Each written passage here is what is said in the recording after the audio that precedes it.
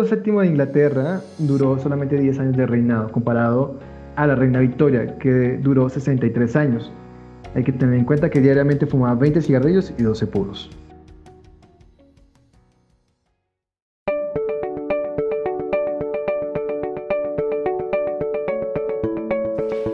Hola y bienvenidos a Podmédicos, el espacio de medicina que te ayuda a estudiar y a estar actualizado sin la necesidad de leer. Somos Miguel Cañón y Juan Mogollón, dos médicos interesados en la profusión de información actualizada y de la mejor calidad para estudiantes de medicina, médicos internos, médicos generales y personas afín con el maravilloso mundo de la medicina. Podmédicos es un podcast que tendrá 4 tipos de episodios cada mes sobre un tema específico. El primer capítulo del mes será introducción o generalidades al tema. El segundo, manejo y guías. El tercero serán noticias o perlas médicas. Y el cuarto será discusión del tópico.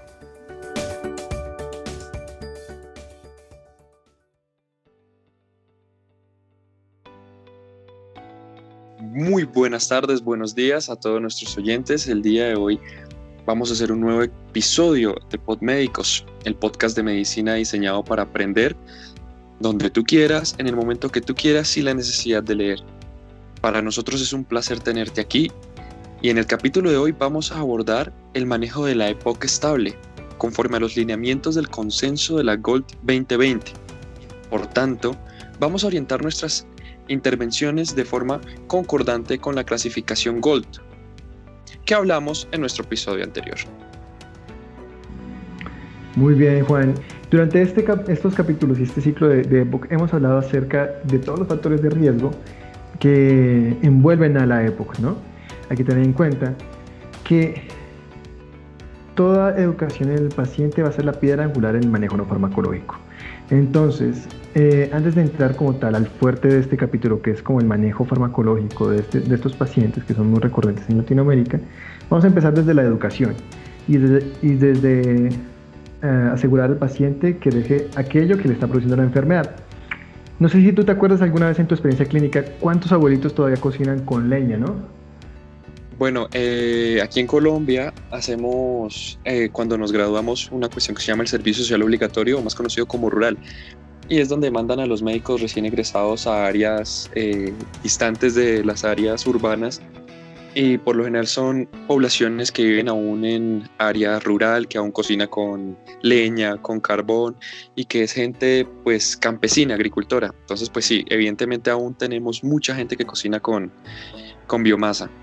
Entonces, ¿qué invitamos a ustedes en su práctica clínica?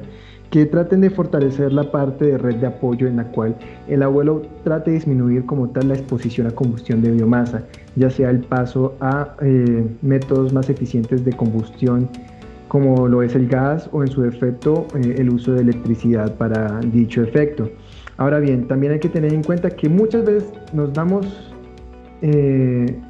cierta insistencia en uso de inhaladores, pero nunca enseñamos bien la técnica del inhalador, ¿cierto? Es sí, muy es importante sentarnos con el paciente y decir, mire, esto es un inhalador, así funciona, así se destapa, así se prepara. En su defecto también hay herramientas para usarlos, ¿no? Está la inhalocámara y con ello también otra técnica para aprenderla. Además, tenemos como segunda línea la protección por vacunación. Es recomendable, según la GOLD, que el abuelo cada lustro se esté vacunando contra el neumococo y con la DPT celular. Y cada año con la influenza de la temporada. No sé si tengas alguna otra recomendación farmacológica dentro de tu práctica clínica, Juan. Pues básicamente lo que tú mencionaste, Miguel, de insistir a los pacientes el dejar el consumo de tabaco o en su defecto para los pacientes que viven en Latinoamérica intentar dejar de cocinar con biomasa, porque eso también va arraigado a las tradiciones y costumbres de estos abuelitos. Son medidas realmente económicas y que impactan en la vida del paciente. Dentro de las otras medidas no farmacológicas como tal tenemos pues, los gases medicinales, está la suplementación con oxígeno. Total, sí. Actualmente tenemos que ver que el oxígeno es un medicamento Sí, es una terapia que se le brinda a los pacientes también. ¿Qué dices? ¿Iniciamos con el manejo farmacológico? Dale, dos acotaciones importantes y hay que tener en cuenta que nosotros colocamos oxígeno en dos criterios principalmente, o que la pulsiometría sea menor de 88, en dado caso que no tengamos gases arteriales, a una altura, pues, nivel del mar hasta 1600, o en su defecto que tengamos una presión arterial de oxígeno menor a 55 milímetros de mercurio. Hay que tener en cuenta que el Medical Research Trial, el Medical Research Council Trial de Inglaterra, toma pacientes a 5 años y en retrospectiva. Y mira, aquellos que tuvieron oxígeno tuvieron una sobrevida de a 5 años del 45%, mientras los que no tuvieron oxígeno tuvieron una muerte prematura. El 85% de ellos murieron. Entonces es muy importante recalcarle a los pacientes el uso del oxígeno constante a la hora de iniciarlo y suplementarlo en sus vidas. Iniciamos con el manejo farmacológico. Tenemos son 4 grupos, ¿no? Estoy de acuerdo. Pero ven, adicionalmente a lo que tú mencionabas del Research Council Trial, también el Nocturnal Oxygen Therapy Trial encontró que la mortalidad era 1.94 veces más alta en pacientes con uso solamente de oxígeno nocturno versus el uso continuo. Eso también es importante porque los pacientes a veces solo usan el oxígeno cuando se sienten ahogados y pues no es así. Entonces, pues iniciaremos ahora la terapia como tal farmacológica, que está basado en los 4 grupos que mencionamos en el capítulo anterior. Si no lo recuerdan, pues los invitamos a que vayan nuevamente a escucharlo, no tardan más de 15 minutos. Entonces, bueno, si es posible la determinación de hipercapnia nocturna, se puede sugerir apoyo ventilatorio no invasivo a los pacientes en estadios avanzados, pudiendo reducir la probabilidad de exacerbaciones. Entre las terapias de gran discusión, que se encuentran en gran discusión, se encuentra la valoración de una intervención broncoscópica que pueda reducir el volumen de atrapamiento aéreo pulmonar en aquellos pacientes que presentan un EPOC D, con disnea refractaria al manejo farmacológico. ¿Cierto, Miguel? Realmente, eso entraría dentro de las medidas como paliativas de la enfermedad. A veces se atrapa tanto aire dentro de los pulmones que hay que reducirlo, hay que reducir ese atrapamiento. Entonces se puede hacer ciertas intervenciones quirúrgicas. Muchas veces nosotros no pensamos como en la enfermedad pulmonar como algo realmente quirúrgico, sino hasta la última medida, ¿no? Estoy de acuerdo. Bueno, Sí. Entonces hemos hablado inicialmente del manejo no farmacológico, pero también debemos hablar del manejo farmacológico, que la GOLD nos dice que además de esos cambios en el estilo de vida, debe iniciarse la farmacoterapia junto con el manejo no farmacológico. Y tenemos que iniciar la selección de los agentes farmacológicos. Sí. La GOL nos desprende los 4 grupos A, B, C, D en una gráfica muy bonita. Si nos remitimos a la guía como tal, es un cuadrado con 4 casillas, 2x2, una tabla 2x2, en la cual nos podemos guiar tanto por el MRS modificado como la CAT para puntuar los síntomas del paciente. Y conjunto a los resultados de espirometría podemos colocar al paciente en A, B o C, D. Y así nos vamos a empezar a orientar a la hora de colocar fármacos, lo cual es muy práctico, muy sencillo de aprender. De hecho, hasta puedes tener la tablita ahí en tu consultorio de tal manera para orientarte. Si no tienes esa tabla en el consultorio, recuerda que la puedes encontrar en @la_revista_de_medicina en Instagram. Entonces, los síntomas que se evalúan utilizando un instrumento validado que fue mencionado en el capítulo anterior, que es la escala de disnea MMRC modificada o la prueba de evaluación de EPOC-CAT. Entonces, Miguel, ¿qué te parece si recordamos cuál es esa clasificación que nos da la GOLD? La GOL, ok. Dentro de los grupos A, B, hablamos de un predicho o un volumen expirado BEF1 sobre capacidad vital menor de 0.7. Eso es una relación.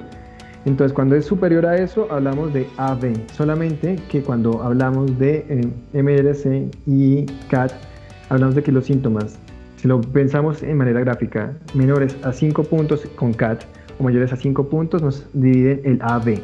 Y cuando tenemos un paciente con menor de 0.7, ya empezamos a hablar de CD. Es muy fácil de clasificarlo. Totalmente de acuerdo. Con la misma forma del CAT. Listo, entonces, para todos los grupos farmacológicos y para todos los grupos A, B, C y D, se deben evitar los factores de riesgo. Se debe iniciar la vacunación anual, la vacunación contra el neumococo, actividad física regular. Pueden decirle a sus pacientes que hagan la misma actividad física que se recomienda a los pacientes cardiovasculares, que es 150 minutos de actividad aeróbica a la semana o 30 minutos, de 15 a 30 minutos al día. Revisión regular y corrección de la técnica de inhalación, como lo dijo Miguel al principio. La oxigenoterapia a largo plazo si la hipoxemia es crónica, y también tenemos que pensar en la rehabilitación pulmonar. Entonces vamos a entrar como tal en el meollo del manejo farmacológico por grupos. Listo, en el grupo A podemos hablar de un paciente mínimamente sintomático. Creo que tengo que hacer una aclaración, el CAT es menor a 10 puntos. Entonces, o un MDC de 0 a 1. Lo chévere de este grupo, o lo bueno de este grupo, es que es un bajo riesgo a futuras exacerbaciones. Entonces, tenemos un paciente con exacerbaciones de una o sin hospitalizaciones en el previo año. Además, el uso más recomendado es utilizar SAMA, o sea, inhaladores de corta duración, o SABA en combinación. Solamente si el paciente es sintomático, si presenta la disnea a necesidad, cada 6 horas, cada 8 horas en el caso de los SAMA, y cada 4 a 6 horas en el caso de los SABA. Ok, entramos en el grupo B, que es el más sintomático, sin embargo tiene bajo riesgo de exacerbaciones, con un MMRC grado mayor o igual a 2, con un puntaje CAT mayor o igual a 10, que ha presentado de 0 a 1 exacerbación por año, sin hospitalizaciones previas por exacerbación. El tratamiento regularmente es con un broncodilatador de acción prolongada, ya sea LAMA o LABA, que más adelante vamos a mencionarlos para que ustedes los tengan claro. Según la preferencia del paciente, se puede adicionar un broncodilatador de acción corta, que generalmente es el SABA, salbutamol, que lo conocemos como inhalador de rescate, que es para el alivio de los síntomas según sea necesario. Ya en el grupo C, a diferencia del grupo B, es un paciente que es mínimamente sintomático, pero que tiene alto riesgo a futuras exacerbaciones. ¿Por qué? Porque tiene más hospitalizaciones por año y porque su capacidad funcional es mucho menor. Entonces, ¿qué se suele utilizar en estos pacientes? ¿Qué es lo recomendable? Entonces, tener un tratamiento de base con LAMA, con un antimuscarínico de larga duración, en combinación con un SABA, un broncodilatador de corta acción para el alivio de los síntomas cuando sea necesario. Exactamente, ya en el grupo D, que es la persona que está más sintomática y con alto riesgo de exacerbaciones, que tiene un MMRC grado mayor o igual a 2 o un puntaje CAT mayor o igual a 10, que ha presentado más de 2 exacerbaciones por año, y esas exacerbaciones lo han llevado por lo menos una hospitalización. Y su tratamiento, la GOLD nos recomienda que sea con LAMA, y si hay mucha disnea, por ejemplo un CAT mayor a 20, combinarlo con un LABA más LAMA. Se puede preferir el inhalador combinado de glucocorticoides, LABA, si las características del paciente son asmáticas, con mucha broncoobstrucción y mucha broncosecreción. El EPOC se puede superponer también. El SABA disponible para el alivio de los síntomas. Recordemos que el salbutamol, digamos en Latinoamérica, en el caso de Colombia, es el preferido para el rescate de los síntomas en los pacientes. Entonces, Mike, ¿qué te parece que nuestros oyentes deben saber que la terapia farmacológica para la EPOC se usa para reducir los síntomas, reducir la frecuencia y la gravedad de las exacerbaciones y mejorar la tolerancia al ejercicio? Y pues esto lleva a una mejoría en el estado de salud. Entonces, pues iniciamos mencionando los broncodilatadores que nos propone la GOLD 2020.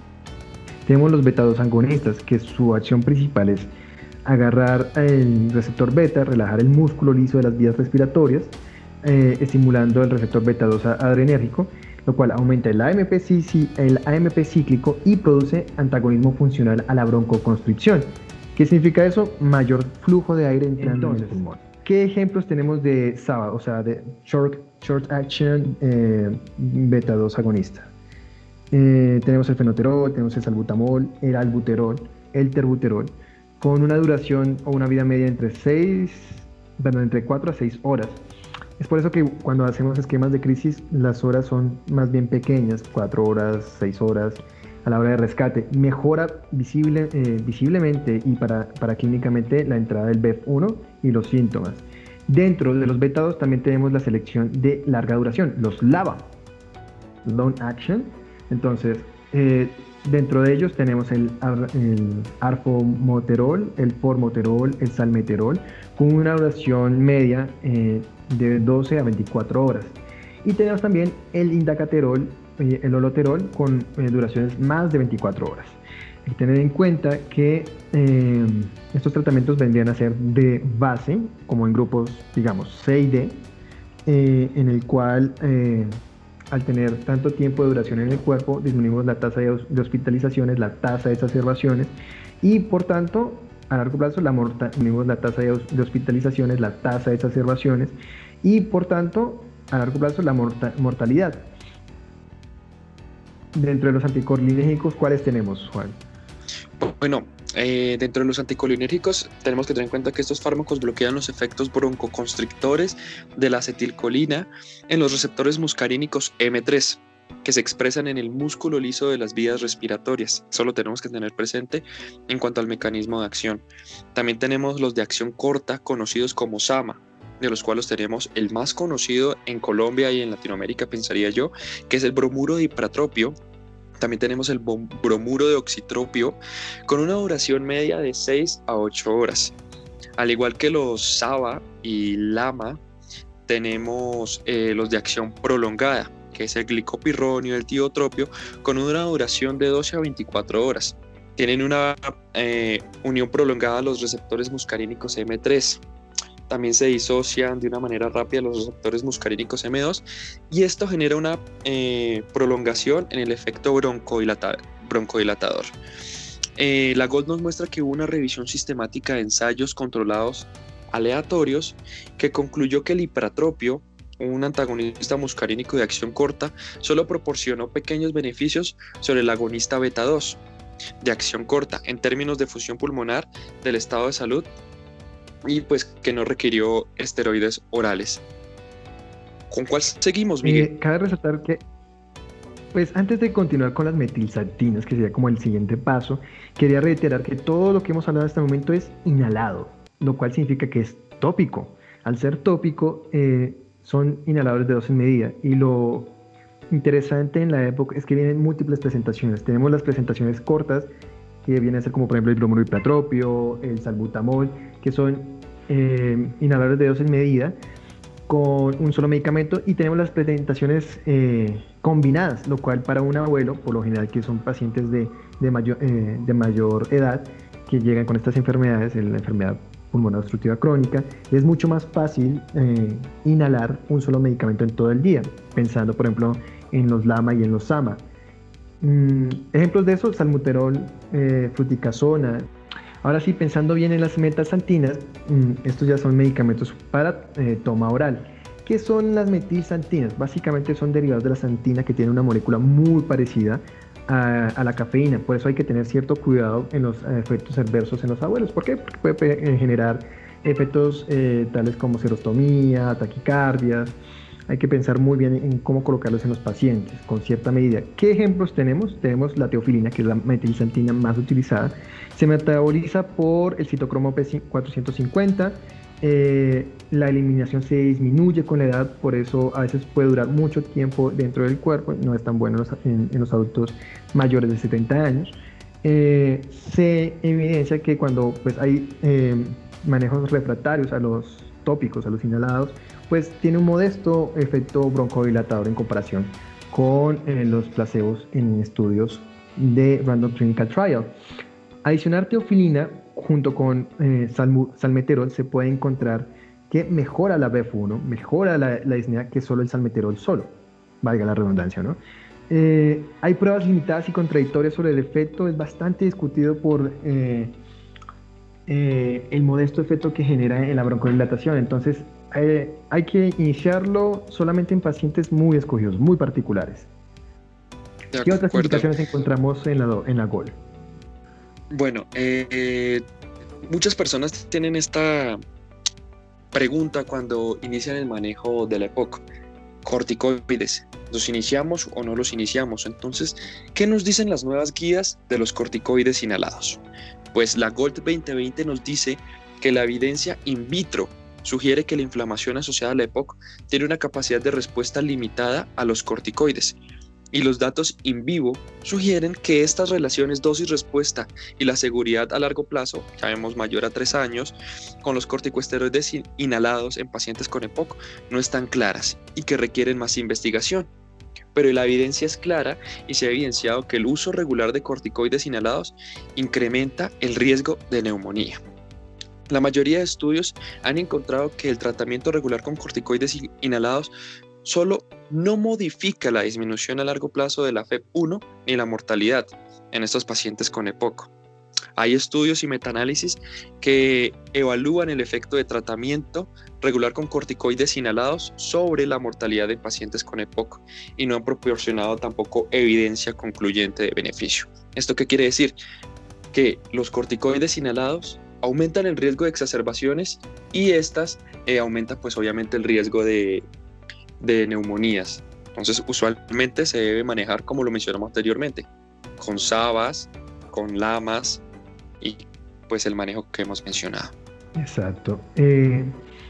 Si uno no se fija justamente en los grupos que clasifica la GOLD, la ABCD, ninguno está como en depilar el glucocorticoide de buenas a primeras, o sea, no está ahí incluido solamente como en estas observaciones. ¿Por qué? Porque a corto plazo sí, hay mejoría sintomática, pero a largo plazo no hay beneficio. Eso es la que nos tratan de decir como la información que obtenemos de los estudios. Ahora bien, ¿cómo sabemos que está funcionando o no está funcionando nuestros medicamentos? Pues vamos a la parte de monitoreo. ¿Cómo demostramos que nuestro paciente está mejorando con lo que le estamos recomendando dentro de las opciones farmacológicas y no farmacológicas? Para eso están las escalas funcionales. Muchas veces se menosprecian estas escalas porque no son, entre comillas, una medida objetiva. Sin embargo, a la hora de describir los síntomas, no hay nadie más dentro de la consulta que pueda explicar mejor lo que le pasa a sí mismo que el paciente. Entonces, al utilizar la escala MRC y la escala CAT, puedes ver a 3 meses, ok, mi paciente tenía este puntaje y 3 meses después tiene este puntaje. Mejoró, no mejoró, sigue igual. Se puede comparar a lo largo del tiempo. También se necesita como tal evaluar si ya disminuyó por lo menos la exposición a humos, revisar también la falta de adherencia al tratamiento y por último verificar el uso del medicamento. Muchas veces nos detenemos en agregar medicamentos pero no verificamos si el abuelo realmente se está colocando el inhalador como es o si realmente se está colocando los inhaladores, porque en dado caso pues volvemos a las medidas no farmacológicas. Ok, con respecto a los paraclínicos dentro del monitoreo, se considera como punto de buena práctica clínica la evaluación anual de espirometría y gases arteriales, junto con un seguimiento de cada consulta de pulsioximetría. Adicionalmente, el Instituto Nacional de Cáncer de los Estados Unidos recomienda en pacientes de 55 a 74 años con historia de tabaquismo de más de 30 paquetes año o exfumador de mínimo 15 años, hacer búsqueda activa de cáncer pulmonar, no solo con radiografía de tórax, sino con la tomografía computada, que tiene una baja dosis de radiación. Adicionalmente, en caso de no mejoría de los síntomas, realizar un diagnóstico diferencial de enfermedad cardiovascular o metabólica como comorbilidad. Bueno, Miguel, y creo que para hacer el manejo de la EPOC estable, hemos dado grosso modo lo que los estudiantes, internos, médicos de servicio social obligatorio o pasantes o incluso médicos generales necesitan para su práctica clínica. Entonces, aquí concluye el capítulo de hoy. Hablamos del manejo farmacológico y no farmacológico. Queremos agradecerte por tomar unos minutos de tu valioso tiempo para escucharnos y estudiar con nosotros sin la necesidad de leer. Sabemos que estos temas están sujetos a cambios, pues las guías y actualizaciones siempre van a estar. Pero pues el objetivo es estar siempre actualizados y brindarles la mejor información a todos ustedes. Recuerda que debes estudiar para el paciente y no para el examen. En el siguiente capítulo abordaremos las exacerbaciones. Fuimos Miguel Cañón y Juan Mogollón.